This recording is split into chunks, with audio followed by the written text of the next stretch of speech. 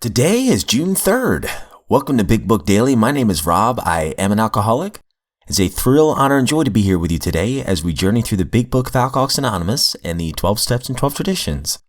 Today out of the Big Book, we are going to finish up Chapter 7, Working with Others, by reading pages 101 and 102.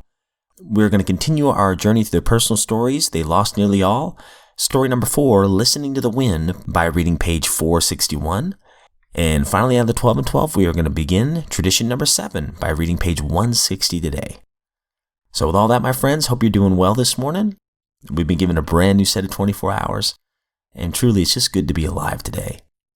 So let's go ahead and press on and get to the good stuff. All right, my friends. So if you recall from working with others yesterday, there's some great points were being made, about being spiritually fit. And helping our man decide, to check his motives in going to these certain places that might serve alcohol. If the motives are good, and we talked about some tips and tricks too, to help. And the most important thing, being spiritually fit before we go, we should be okay. But if we're a little shaky, as the Big Book says right here, if you are shaky, you would better work with another alcoholic instead. So again, we are going to finish off this chapter, Working with Others, 102 and 103 today. And I apologize, I think I said 101 and 102. It's 102 and 103 today that we're reading. Why sit with a long face in places where there is drinking, sighing about the good old days? If it is a happy occasion, try to increase the pleasure of those there.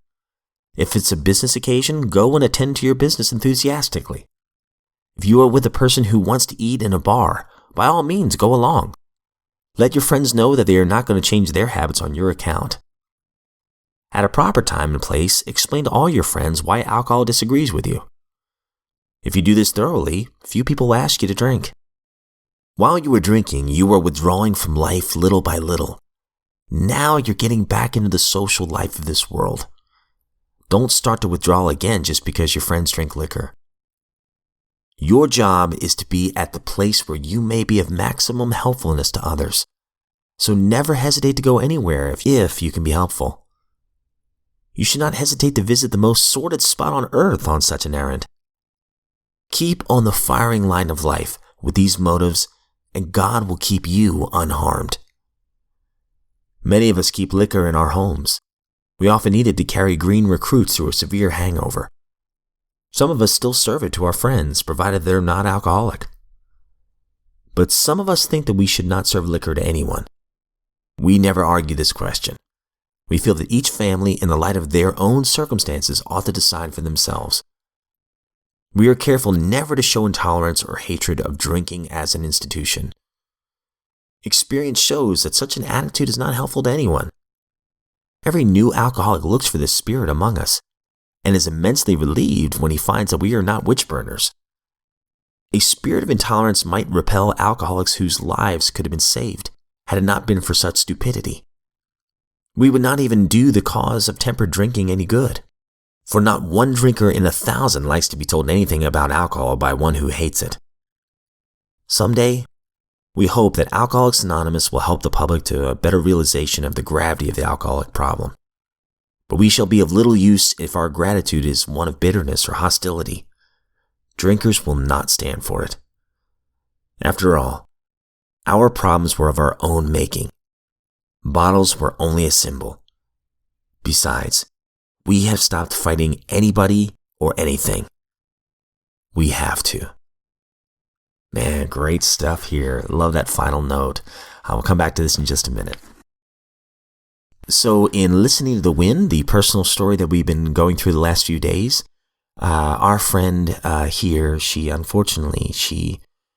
was drinking to forget all the guilt and shame from being a prostitute, and then she gets savagely beaten to almost nearly to death, ends up serving some jail time, gets out of jail, meets this guy, a fellow Native American, and he uses her.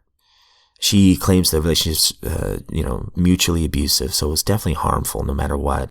But something good comes from all the chaos, and her son is born as she's living with her brother and her sister-in-law. So with that, we are going to continue on page 461. After a year or so, I became bored with my life in the islands and the guy that I had been dating. I said goodbye to my waitress job and to my family and moved to California with my 1-year-old son. I needed transportation, but cars cost too much money. Where could I get lots of money? It did not seem appropriate to go back to prostitution in the same town where I was raising my son. I could take the bus to the next town, work all night, and come home in the morning if I could get someone to watch my little boy. The night job paid well. As long as I didn't work too close to home where my child would attend school, everything would be fine. Also, I could drink on the job. I kept the welfare, though, because it provided health insurance. I did quite well financially. After 1 year, I found a beautiful large apartment that had a view of the ocean. Bought a new car and a purebred collie dog. The social workers started getting very nosy. I could not figure out what the problem was. I led a double life. By day, I was supermom, and by night, I was a drunken hooker. I met a wonderful man at the beach, and we fell in love. Everything was like heaven on earth until he asked where I worked. Of course, I lied. I told him I worked for the government and held a top security clearance, which required complete secrecy. That's why I had to work nights, undercover, out of town, on the weekends. Now maybe he would stop asking so many questions. But instead he proposed. Alright, so once again, she's kind of turned back to the life that she was used to while providing for her son. Again, my heart breaks here, and because now she's met somebody and she's having to lie to one of the people she loves the most. Not easy. This is not an easy life. But it's a powerful story. And again, as always, hang on. These stories are in here for a reason. So I've got a feeling there's going to be a light at the end of the tunnel very soon. And finally today, we are on tradition number 7 of the 12 of 12. We're going to be reading page 160 today. Tradition number 7. Every AA group ought to be fully self-supporting, declining outside contributions. Self-supporting alcoholics? Who ever heard of such a thing? Yet we find that that's what we have to be. This principle is telling evidence of the profound change that AA has wrought in all of us. Everybody knows that active alcoholics scream that they have no troubles money can't cure. Always we've had our hands out. Time out of mind, we've been dependent upon somebody, usually money-wise. When a society composed entirely of alcoholics says that it's going to pay its bills, that's really news. Probably no AA tradition had the labor pains that this one did. In early times, we were all broke. When you add to this the habitual supposition that people ought to give money to alcoholics trying to stay sober, it can be understood why we thought that we deserved a pile of folding money. What great things AA would be able to do with it. But oddly enough, people who had money thought otherwise. They figured that it was high time that we now, sober, paid our own way. So our fellowship stayed poor because it had to. There was another reason for our collective poverty. It was soon apparent that while alcoholics would spend lavishly on 12-step cases, they had a terrific aversion to dropping money into a meeting place hat for group purposes. We were astonished to find that we were as tight as the bark on a tree. So AA, the movement, started and stayed broke, while its individual members waxed prosperous. All right, some interesting stuff there. For the sake of time today, I'll just jump right into the core text of the big book. I love this. I love this answer for sobriety right here on page 102. While you were drinking, you were withdrawing from life little by little. Now, you're getting back into the social life of this world. Don't start to withdraw again just because your friends drink liquor. I love this, in a broader sense, being sober. For me, I'm an introvert by nature, I've always been. And there's nothing wrong with that, but I think I was also, before sobriety, so fearful. And it wasn't until I started doing the work and doing my inventory that I realized how fearful I really was. And how fear drove almost every single one of my defects and decisions. Well, in sobriety now, I'm trying things for the first time that I know nothing about.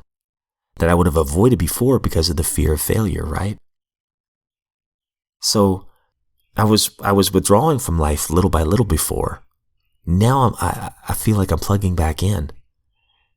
Only this time, I have a lot more confidence, not in my own abilities, but that the God of my understanding will be with me. Just following that line down again. Keep on the firing line of life with these motives, and God will keep you unharmed. So no matter what adversity comes my way, I feel that I'll be okay. My higher power's got his protective arm wrapped around me. And then finally on 103, there's our italics to finish off the chapter. After all our problems were of our own making. Bottles were only a symbol.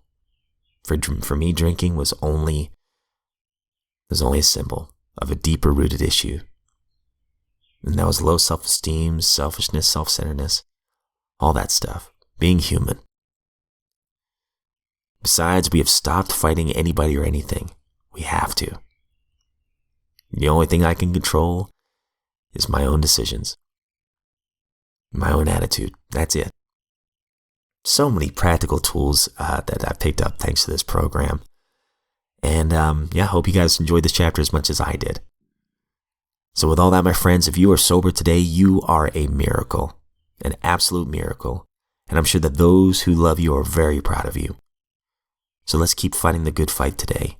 If we are given another set of 24 hours, I look forward to seeing you right back here tomorrow.